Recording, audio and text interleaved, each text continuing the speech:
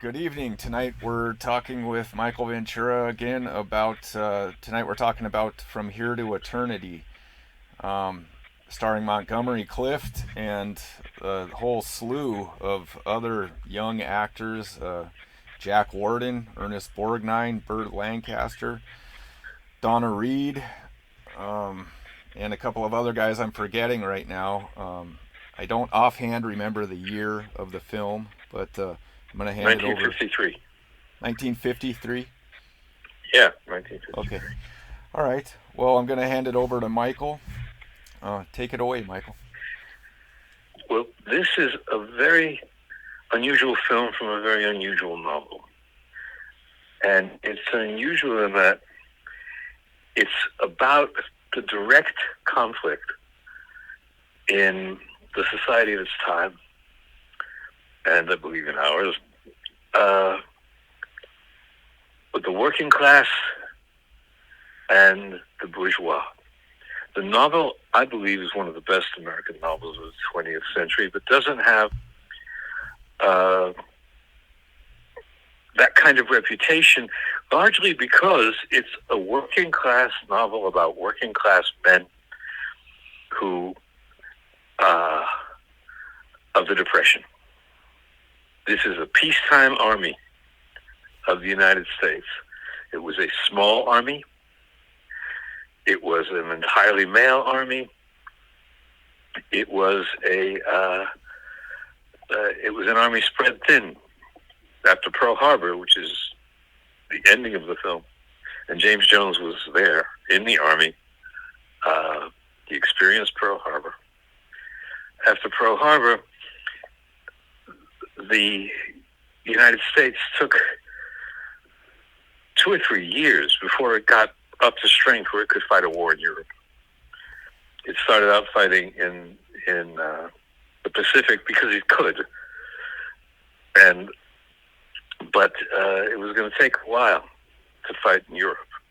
So this is an army of working men out of a job in the Depression who joined up, and it is an army of career soldiers, both enlisted men and officers. Officers joining for a career, enlisted men. You have Burt Lancaster playing Sergeant Warden, who is they call him a top. He's a staff sergeant. If you notice his insignia, there is a star in the middle of his sergeant's bars, and a staff sergeant basically is the backbone of the United States Army at that time, especially. It's interesting to note that I'm pretty sure then, I know now, a lieutenant, which is the lowest kind of officer, hasn't the authority to give an order to a staff sergeant. And a staff sergeant can only be demoted with special permission from on high. I can't remember the exact permission, but special permission from on high. The staff sergeants run companies. You have X number of platoons to a company. Lieutenants command the platoons. Captains command companies. But the staff sergeant runs the company.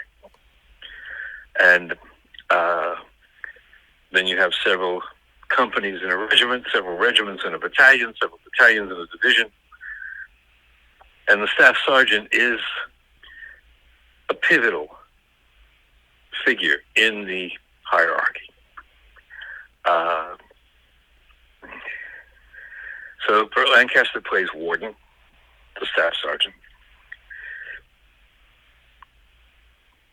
Montgomery Clift, who in my judgment is the most original actor of his time, one of the most original film actors of any time, I believe. Marlon Brando became a bigger star, but he only considered one actor his equal of his generation, and that was Montgomery Clift.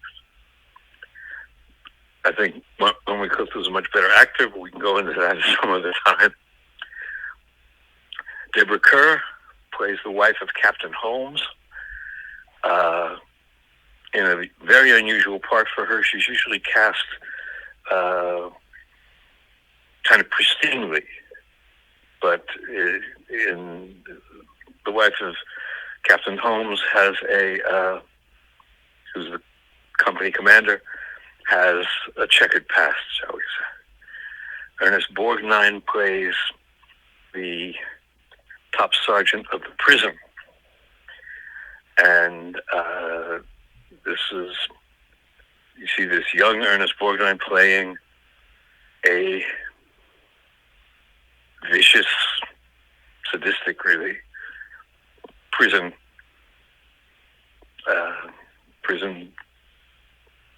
I'm trying to find a word because he's obviously not the warden that would be an officer.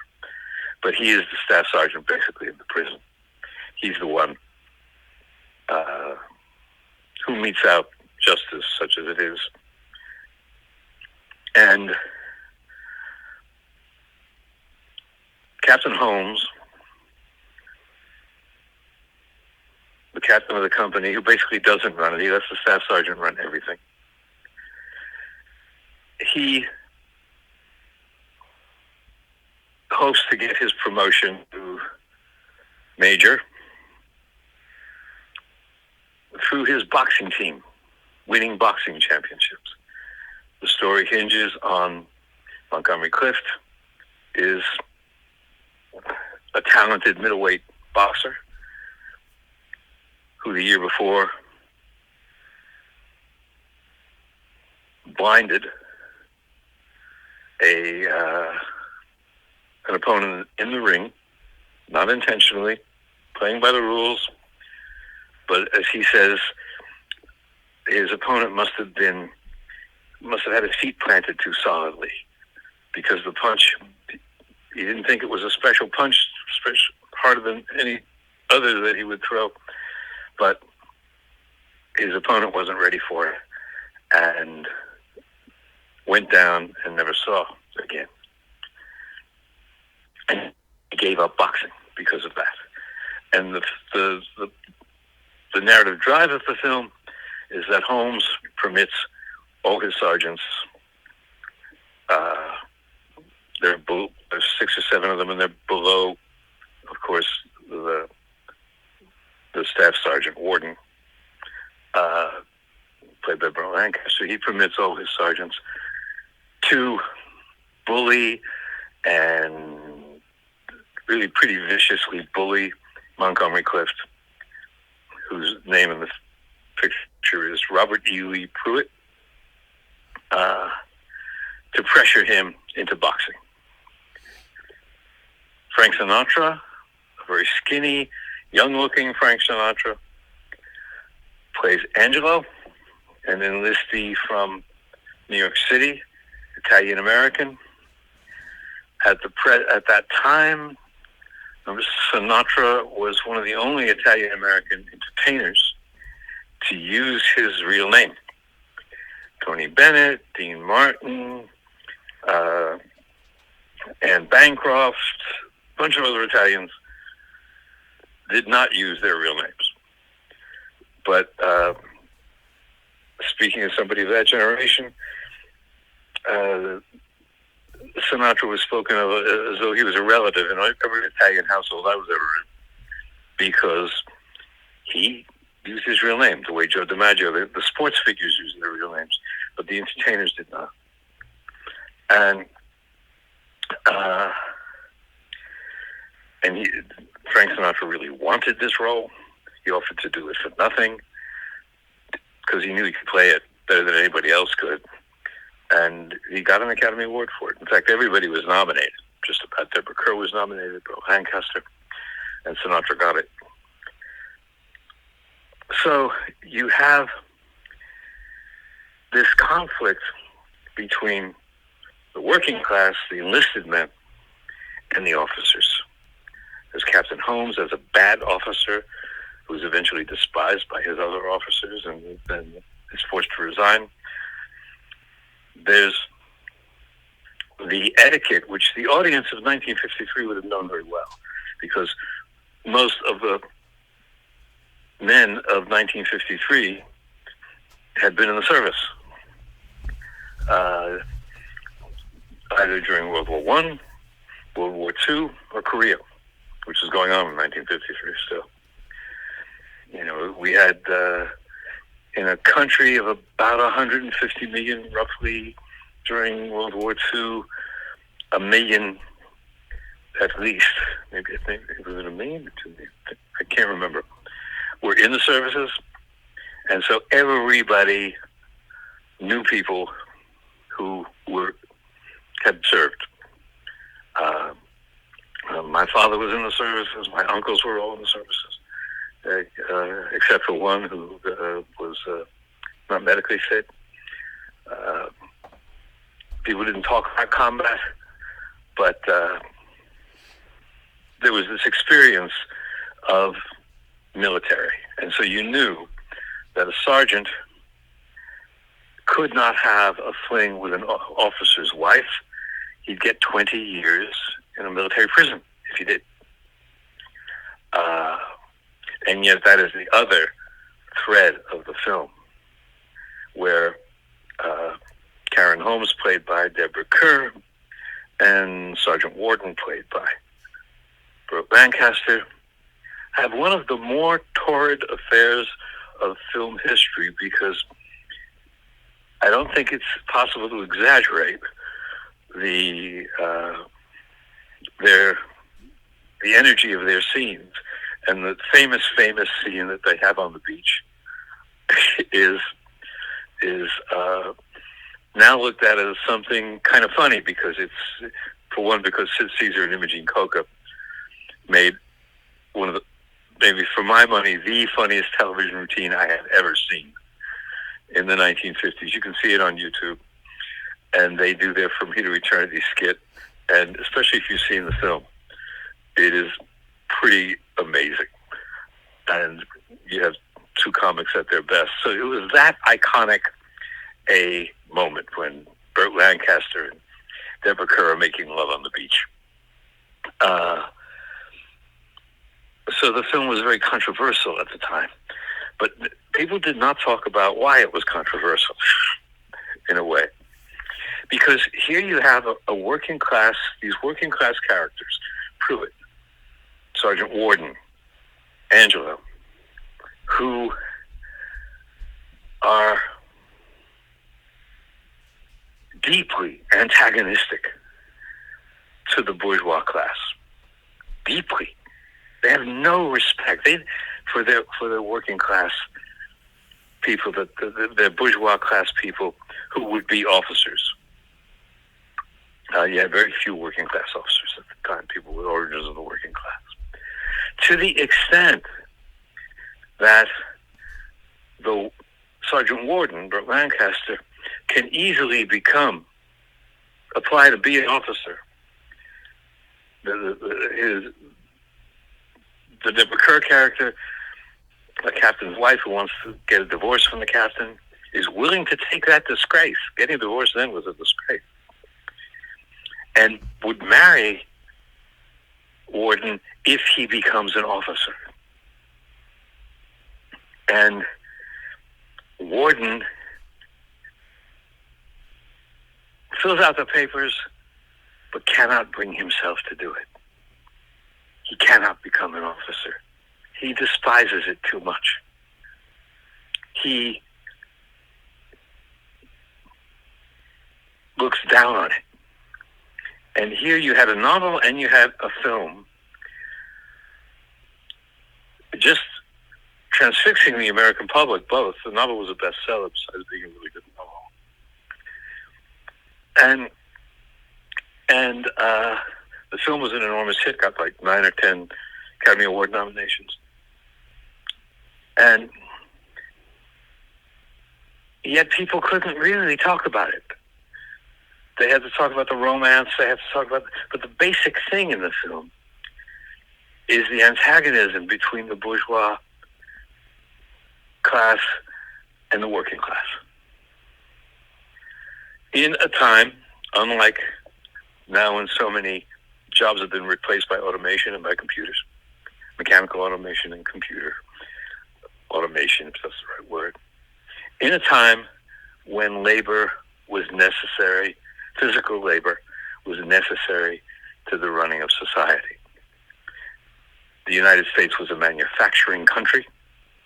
There were factories in every city and almost every town of one kind or another.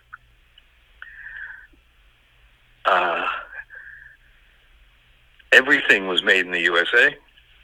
Clothing, there was in New York City, the garment district,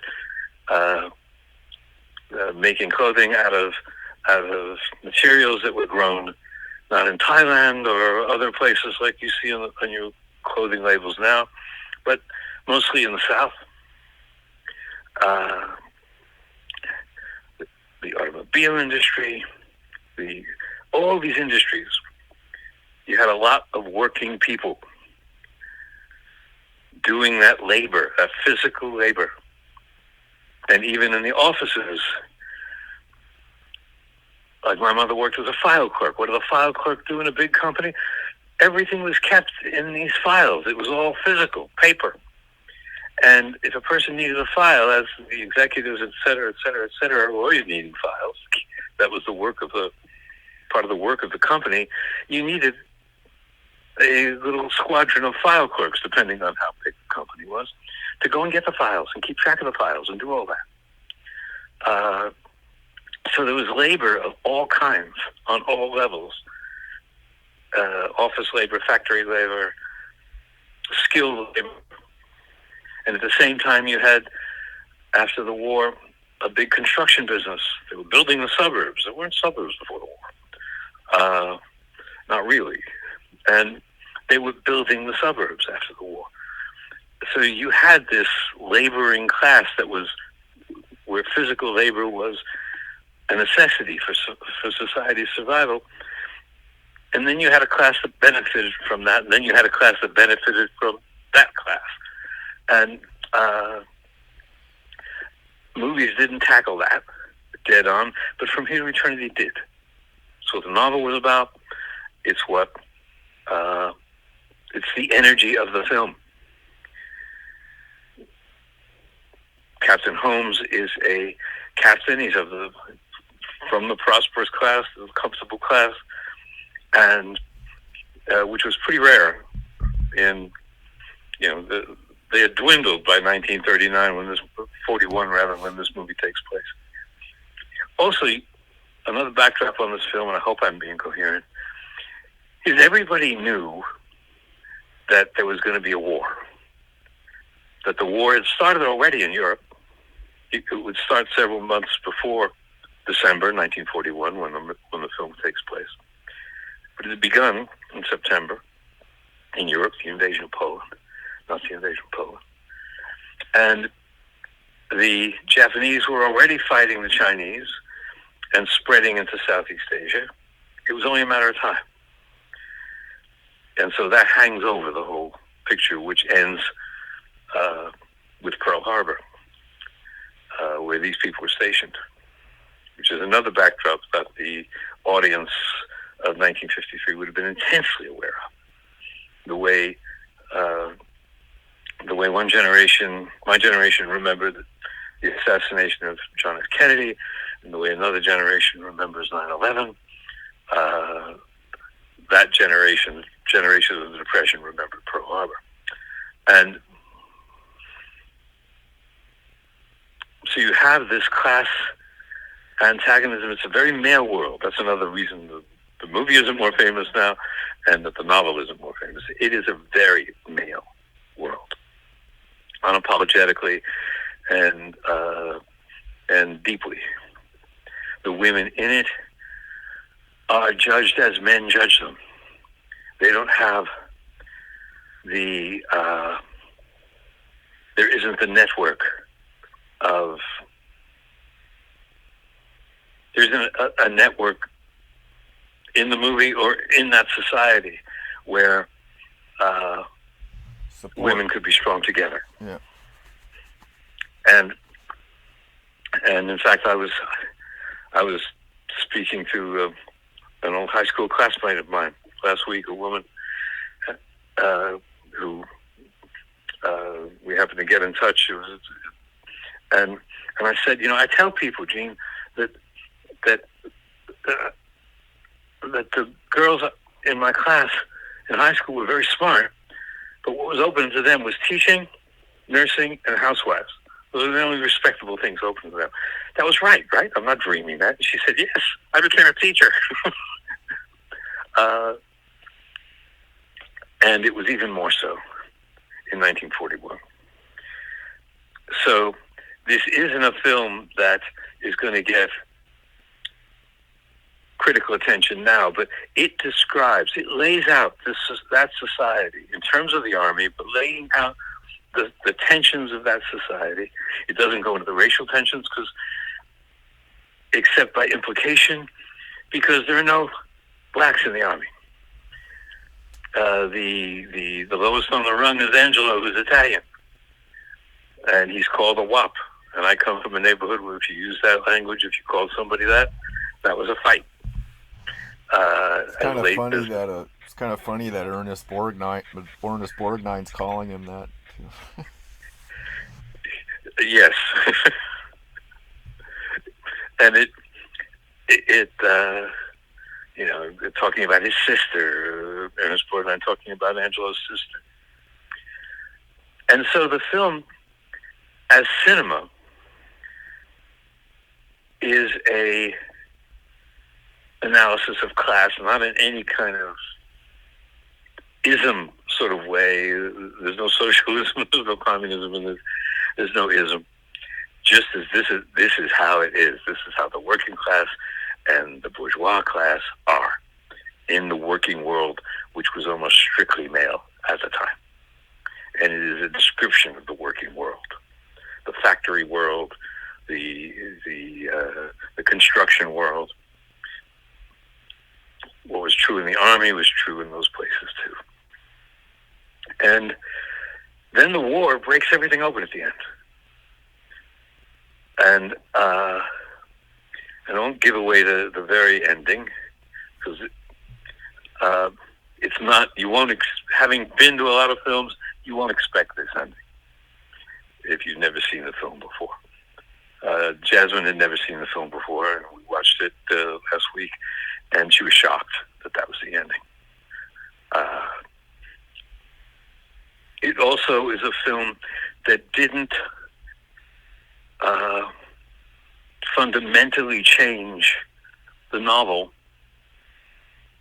that it was based on. The characters are very much the same. It couldn't do, the novel's long, it couldn't do the whole novel, but it got the characters. The characters of the novel are the characters that in the film. They cast it very, very well. And again, as with High Noon that we talked about last week, you have exquisite filmmaking. Not only the casting, but what Zimmerman does with light in this black and white picture. It is not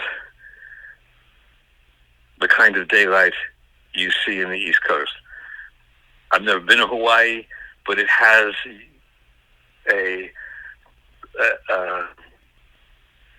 the feel of a sunny place, a place, a laid-back place, as it was. Now, of course, with the fire, we're seeing a different side of it, but the compositions on the screen, the pace of it, and yet really all people do in this film, there's some fights and like that, but really most of what they do is talk. And the film lives on the power of the personalities that it's depicting. From one shot to another shot to another shot, it lives on the interaction of the personalities. And I think that's what I value most in this, and that's something that you will see on really good TV now, if now that we can look at English and Finnish and all these different kinds of TV shows, but really in cinema, it often gets lost. The power, just the pure power of the characters, and the opportunity for an actor to really show you the facets of a character in scene after scene. So as a piece of filmmaking, it's exquisite, but it also says something about society not taking sides really, but takes a look at society and makes class division almost a character in the film. And that makes it unique among the films of its time, in my opinion.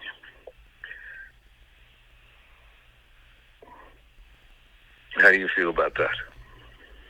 I totally missed the whole class thing in it. And I guess I thought, to me, it was more about the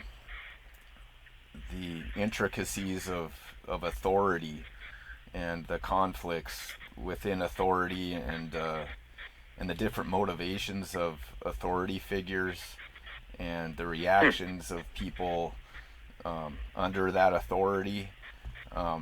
But I can totally see what you're saying about the class distinctions. I didn't think about the officer class, and how that's almost always more privileged people involved in that. I'm aware of that, but that didn't occur to me. Yeah, and the Burt Lancaster character, I think, is one of the more interesting characters in it, because he's such a hard ass, and he's so into following the rules, yet he's breaking this major rule, and having an affair with the officer's wife, and I guess your explanation kind of colors that maybe there's some class resentment in his taking up with her, because it seems like he's not really interested in her at first, except in a sexual way, and maybe this other motivation of doing something behind the officer's back. Yes, because he despises her husband. Right. Yeah. And yeah, and her husband comes off as a cheeseball mostly because he just brings in Montgomery Clift to be the boxer, which is just kind of very egotistical and self-serving, and non-thinking on his part. And then the way he treats Montgomery Clift after that is obviously awful. My favorite scene in the movie is when Burt Lancaster and Montgomery Clift get drunk together. And Montgomery Clift always plays a good drunk. I guess he's drunk all the way through the Misfits. One of the things I liked most about the movie was just seeing all those actors. Jack Warden only has a couple of scenes, but he's one of my favorite actors. Yes. Ernest Borgnine only has a couple of scenes, but he's one of my favorite actors. Claude Akins.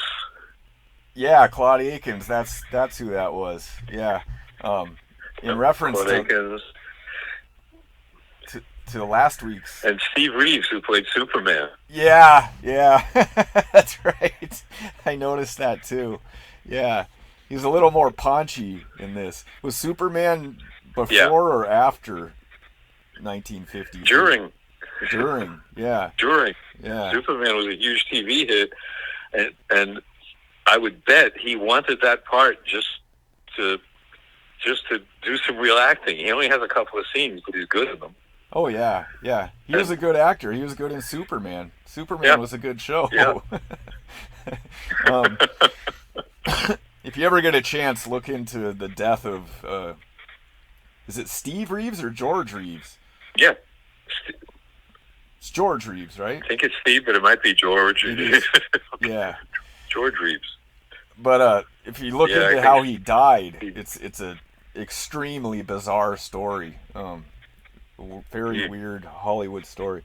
But I was gonna say that in reference to last week's discussion, Borgnine was married to Katie Hirado mm-hmm. for Oh, I didn't years. know that. Isn't that interesting? Huh. But Yes. yeah, all those actors are great in it. I'm not sure. Was Jack Warden in a lot of stuff before this? No. No. It's the earliest movie I can remember him. Really? Huh. Mm. And it's one of Ernest Borgnine's earliest movies too, I suspect. Yeah. I, I can't remember what year the film Marty was, where he played I think that just a was working class guy in the Bronx. I think that was That's the one he mid 50s. that then because that was he won an Academy Award for that. Yeah. Uh, but but this was the first time I think he was really noticed. I mean, he's indelible in From Here to Eternity. Well, I guess he always played a heavy before Marty, um, because I watched an interview with him and he's talking about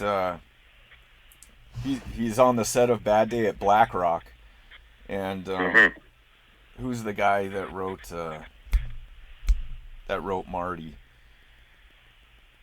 Patty Chayefsky. Patty Chayefsky and the director come and visit him on the set of Bad Day at Black Rock, and they give him the script and he reads the part of Marty and they all start crying, and and, um, and then they decided to put him in the part of Marty, but I guess before that, I don't remember what part he plays in Bad Day at Black Rock, but probably one of the town Me heavies. neither.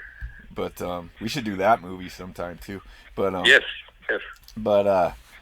yeah. So I this is like another heavy part. Yeah, it's a good death scene with Borgnine too, and he's good in the movie Oh, overall. it's a really good scene. Yeah. Um. And and then you're talking about the women and the roles of the women. That's another.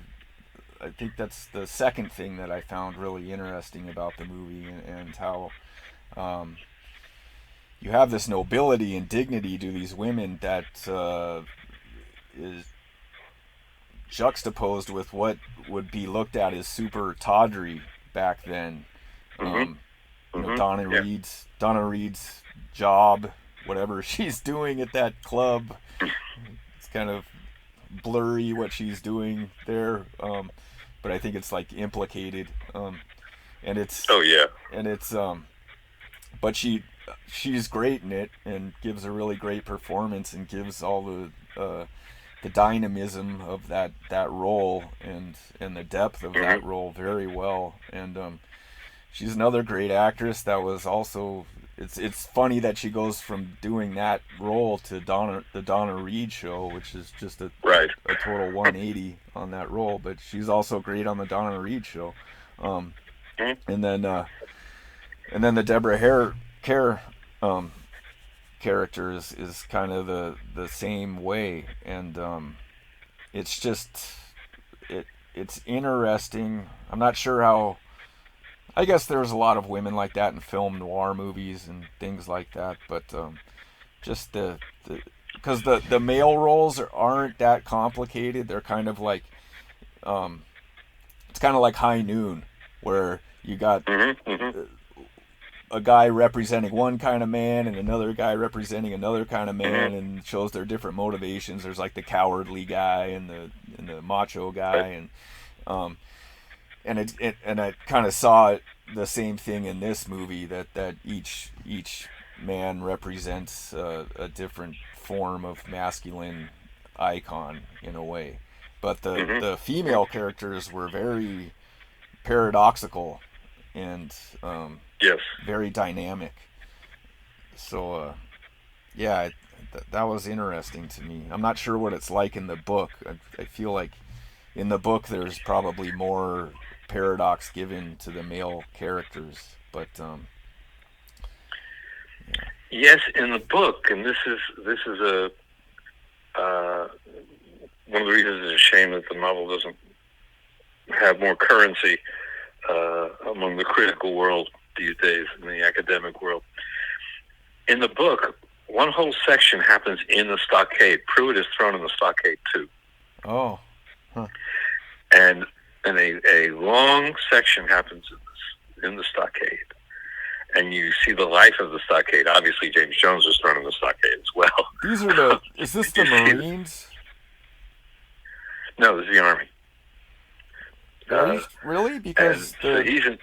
Yeah. They're wearing those hats though when they're marching. The wide brim hats, right? That was stock in the military before World War II. Oh, okay. That changed with World War II. All right.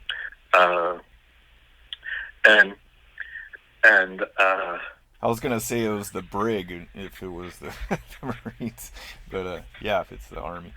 Well, yeah, but they call it the stockade. Yeah. In that time, and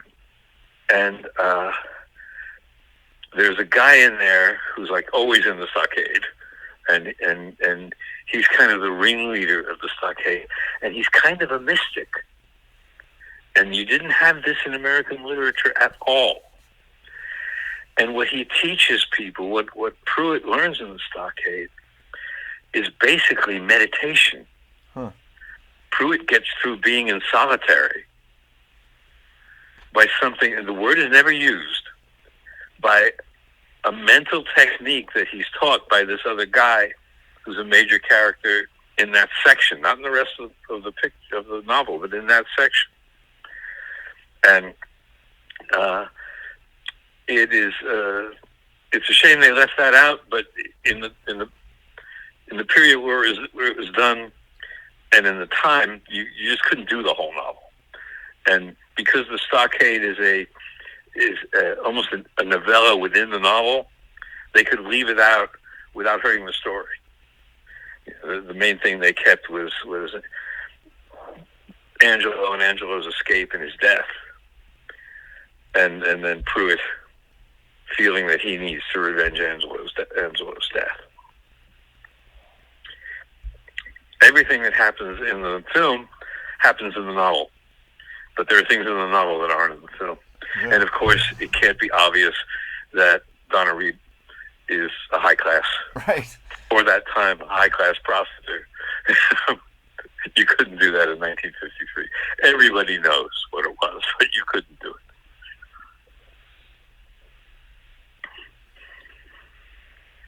Yeah, that sounds really cool. I'd like to read that. Like to read the actual book, but the the mystic guy in the stockade sounds interesting. Read it. Once you start it, you likely will want to read it straight through.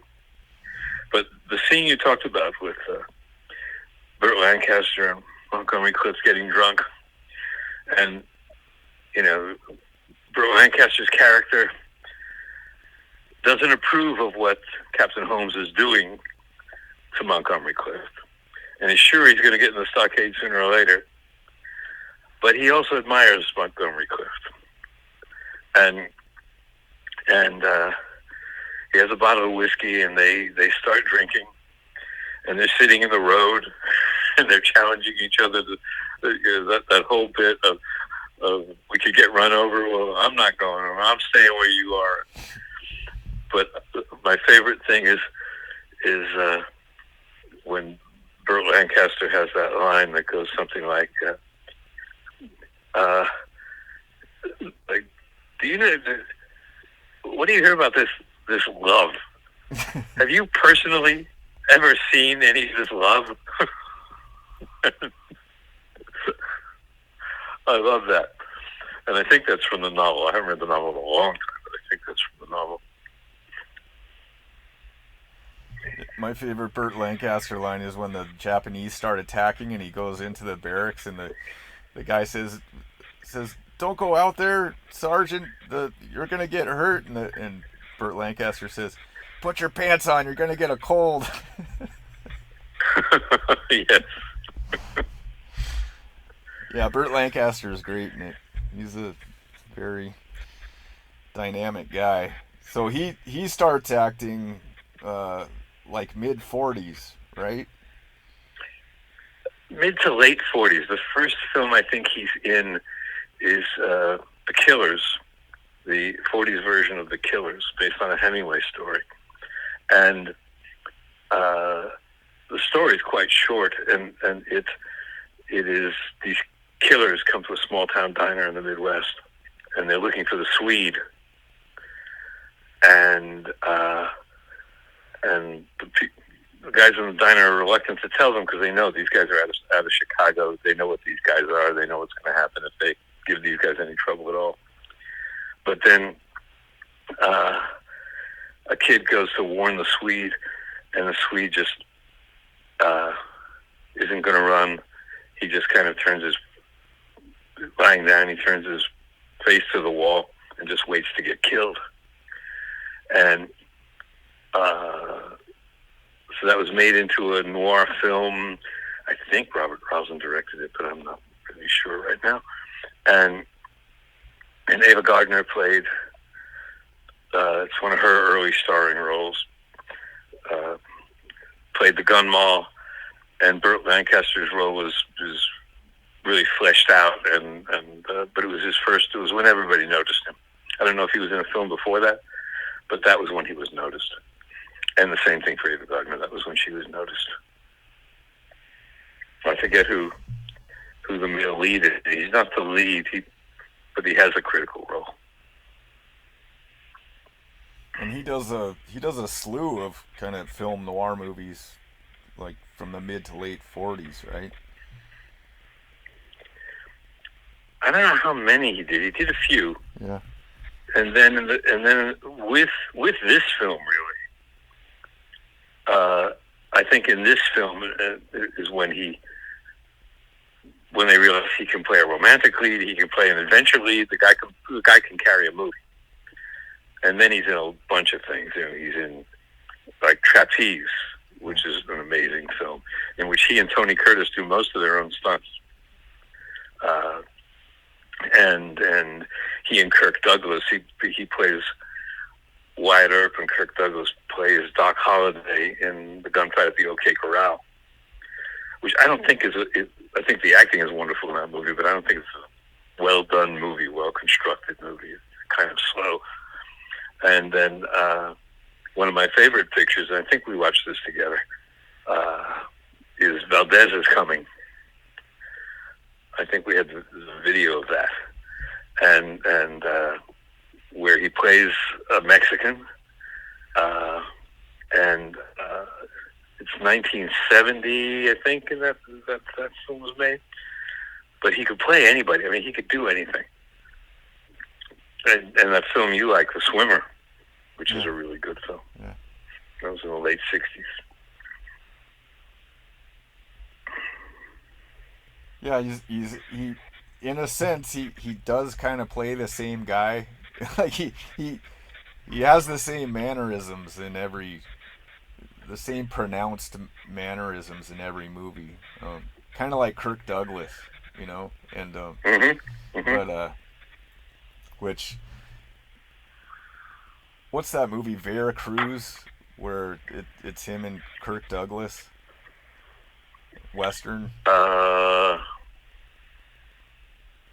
It's not Vera Cruz. It's not Vera Cruz. I can't remember the name. Something like that. I can't that. remember. Yeah. Yeah, something like that. Yeah. But they both become kind of more caricatured as they move along in their career. In some movies, you know, I guess like they're just having fun in some of those Western movies. But oh yeah. Yeah. But yeah, it's they're easy guys to make fun of sometimes because they each have those like extreme mannerisms that they use in every movie. But, yeah. But did you think that the direction in this um, was a pronounced difference than High Noon? High Noon was stylized. Uh, High Noon, as I said, has this air, not structure of a Greek play, but the air of a Greek play, a Greek tragedy. In this, the direction is less visible. The director really gives the film over to the novel, and he's getting such good performances from everybody. And my understanding is actors really like to work with him. That he really cared about the actor.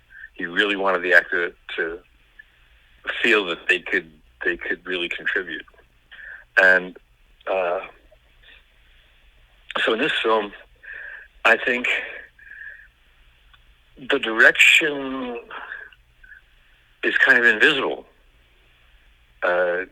He doesn't want you to look at the quality of the direction. He doesn't want you to look, in a way. In High Noon, the light is a character, and you're very aware of that. So you're aware of the composition, the classicism of it. In From Here to Eternity, it is a much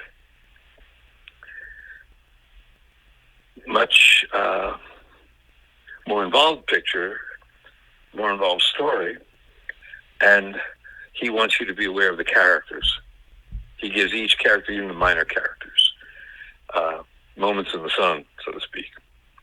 He almost every character, even George Reeves, gets their time to react to something. Donna Reed's roommate, the company clerk who won't open the keys to the armory, they're under attack, unless he has a written order. And Burt Lancaster basically throws them out of the way, and they break down the door. They can get some guns and ammunition. Everybody has something to do. The sergeants who are messing with Pruitt. Even Claude Atkins gets a sympathetic moment at the end after he sees Pruitt beat the shit out of the bully, the most bullying sergeant. So in that sense, I think we see the imprint of the director, but he really tried to be invisible in this. You don't get the sense that this is a guy who's wanting that kind of attention paid to him in this sense. I mean, where it becomes a director's movie is when Burt Lancaster and Deborah Kerr are on the beach, Yeah. and those waves come in. That's where it's the director's movie. Yeah, I wonder about filming that shot, how long it took to film that shot, and the story around it, and the chemistry in it. Well, it's a real wave. Yeah. That must be something. There's no doubt about that. And the water looks like it was, they're pretty well submerged in it for a moment, so that's, you don't want somebody to sneeze or do anything like that. There's so many ways that shot could have been ruined. And then you've got to, that's filmed outdoors. Then you've got to, if that shot went wrong, there were so many ways for it to go wrong. So I wonder about that too. I've never read anything about it. Yeah, I got to watch that Sid Caesar version of it. Sounds good.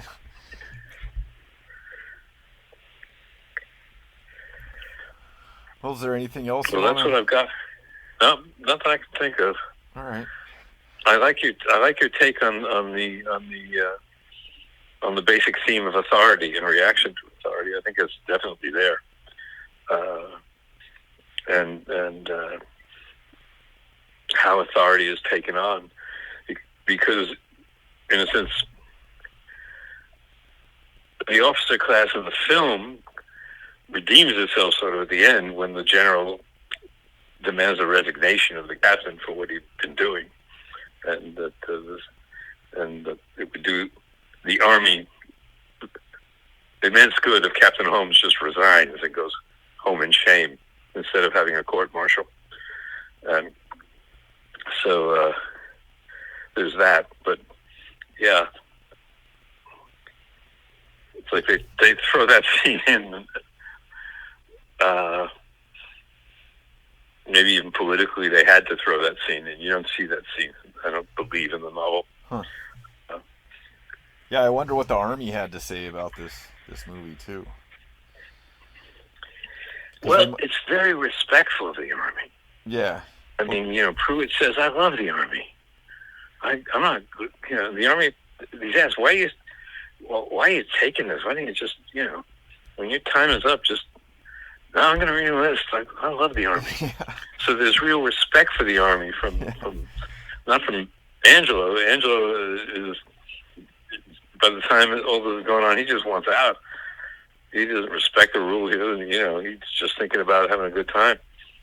But Pruitt and Sargent and these guys, they're Army. They didn't get drafted. They joined up. The draft wasn't enforced, though.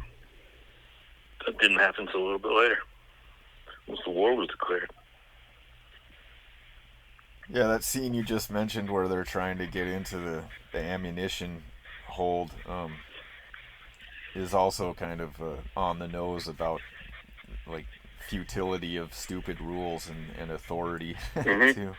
Yeah, and that's in the novel. That's a scene from the novel.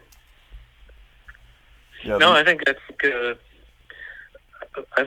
the Army would have seen this as an honest picture of the Army. Yeah. Well, they must have had participation from the Army in the actual making of it too. Okay. Well, it was a good talk.